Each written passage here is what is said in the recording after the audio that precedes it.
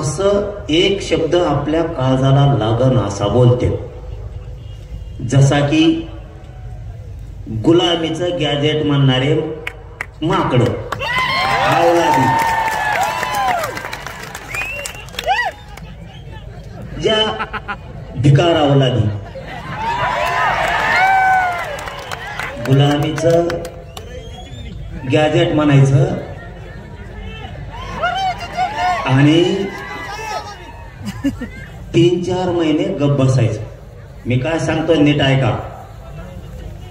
ते एकटच नाही, असे जे जे बोलते त्यांच्याबद्दल सांगतो.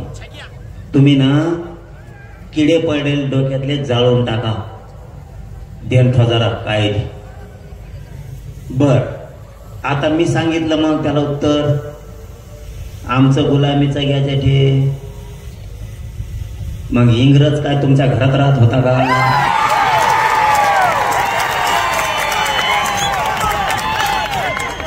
तुमच्या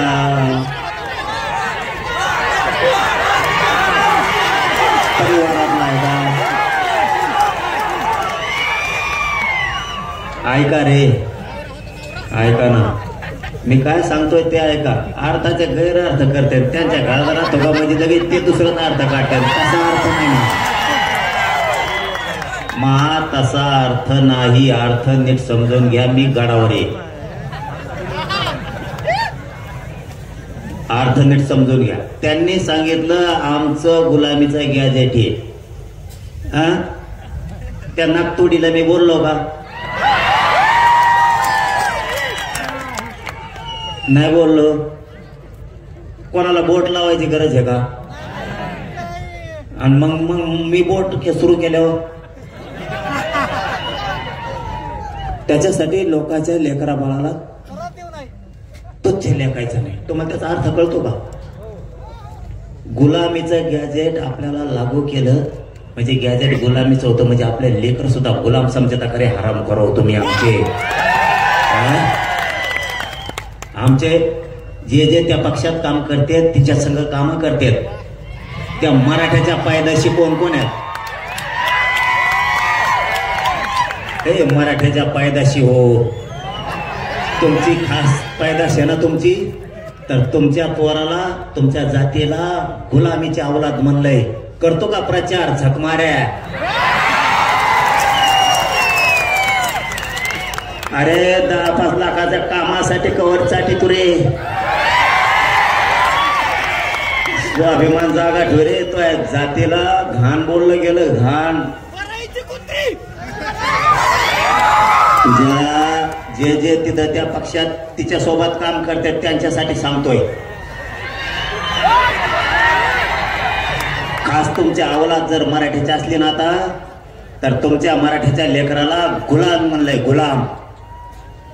मग आपली जर गुलामीचे पैदाशे असं जर त्यांचं म्हणणं आहे, तर मराठ्यांनी तिथं कशाला झक मारायला काम करता? तुमचा स्वाभिमान जागा हो द्या ना.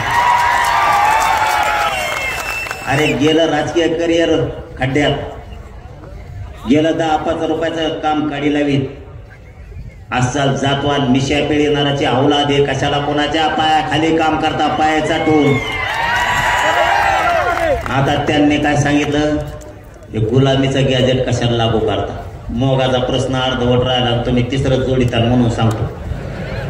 मग आता आमचं गुलामीचं गॅजेट हे निजामचं. बर ठीक. मग इंग्रज काय तुमच्या परिवारात राहत होता का घरात राहत होता? त्याचं कारण काय? तुमचा परिवारातला आहे का त्यो? निजाम आमच्या परिवारातला नाही म्हणून गुलामीच. मग आता इंग्रज ह्यो तुमच्या परिवारातला आहे का म्हणून 1931ची जनगणना घेतली, तुम्ही त्याच्या जीवावर आरक्षण घेतलं. तुम्हाला त्यानेच आरक्षण दिलं इंग्रजाच्या जनगणनेनं. इंग्रजाच्या जनगणनेनं आरक्षण दिलं तुम्हाला. मग तुम्ही कोण असं आम्ही म्हणायचं का? म्हणलो नाही, म्हणलो नाही. आपण तुमच्यासारखे बिघडलेल्या रक्ताचे नाही.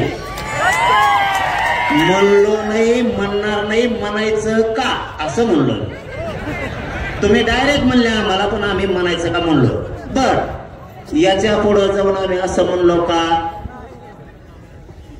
की बाबा आमचं गुलामीचं गॅजेट हे, मग तिकडं राजस्थानला अकबर बादशाहकडून पळून आलात आणि इकडं तुम्ही निजामाची चाकरी करायला लागला. आम्ही असं म्हणायचं का म्हणलो नाही का?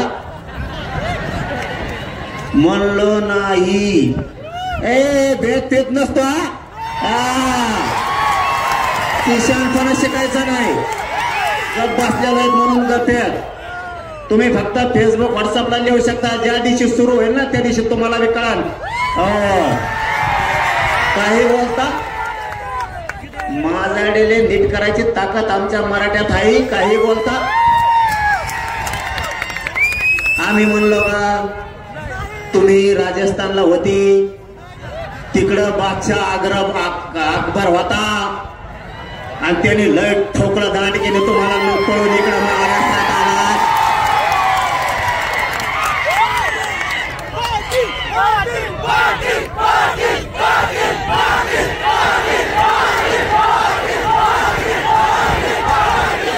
आणि मग तुम्ही निजामाच्या जाणारा सांभाळणाऱ्या बनलात, व्यापारी म्हणून आला तर राज्यकर्ते बनलात. चला व्हा माघारी. आम्ही असं म्हणायचं का म्हणलो नाही. अरे ग बाई, लय बोलताय तर सगळ्याला मापात राहावा. याच्यासाठी झक मारायला मराठ्यानं तुम्हाला 30 वर्ष निवडून नाही दिलं.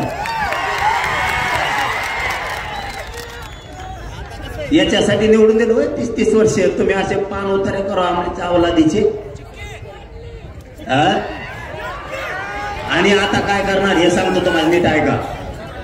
आता मी म्हणलो ते म्हणले निजामाचं गॅजेट हे, निजामाचं गॅजेट गुलामीचं. ते म्हणे गुलामीचं गॅजेट आहे. मी सांगितलं तुमचं सुद्धा इंग्रजाचं आहे, तेव्हा गुलामीच होती, तेव्हा पुढं स्वातंत्र्य होतं असं बोललो. आता तेवढं काळजावर पान हल्लं बरं का आपल्या. तुम्हाला डोके किडे जे पडले म्हणलं तुमच्या डोक्यात ते सांगायलो, ते किडे मारून टाका लवकर. किडे तुमच्या डोक्यातले हे काय करते, हळू जिवारी वार करतात आपल्या. आणि मी बोललो का 2-3 महिने गप्प बसतात. आपल्या लोकांना काय वाटतं माहितीये का, जाऊ दे रे चुकला असं काय होतं बोलतानी, आता नाही बोलणार इथून पुढं. अरे हे बदलणारच नाहीत. त्याच्यामुळं दया माया थोडी कमी करा. जे ज्याला मराठ्याचं तिकडून उभा राहील खप पाडायचे. तेव्हा ह्या आपल्या बी जाती नीट राहत्या, तेव्हा आपले बी नीट वागत, तेव्हा हे हुजरीगिरी करायचं बंद करते. आणि जेव्हा आपण पाडायला सुरू करतो ना तेव्हा ते मराठ्या संघ नीट वागायला सुरू करते. कळालं डाव ते आपल्याशी. अरे आपल्या लेकरा बाळाला डायरेक्ट म्हणले राव गुलामी. आपल्या लेकराला डायरेक्ट गुलाम म्हणलं गेलं, त्याचा अर्थ असा होता. आणि मग तुम्हाला लेकरा बाळापेक्षा मोठे ते आहेत का म्हणून गपजारी बसले. ते आपल्या लोक मीडियात बोलते जाहीर आणि लोकात म्हणतात चुकलं बरं काही तू पुढं नाही बोलणार. मीडियाने ऐकलं ते आणि मग लोकात बोलून काय करतो, मीडियात म्हणा मग सोडून देतो आम्ही. हे जिवारी वार करतात, कळून देत नाहीत. तिसरा मुद्दा 2 सांगितले, शासक बना प्रशासक बनाव. दुसरा सांगितला हे इथून पुढं जेव बोल त्याला सोडी जायचं नाही. तिसरा मुद्दा महत्वाचा आहे. कधीच आजपासून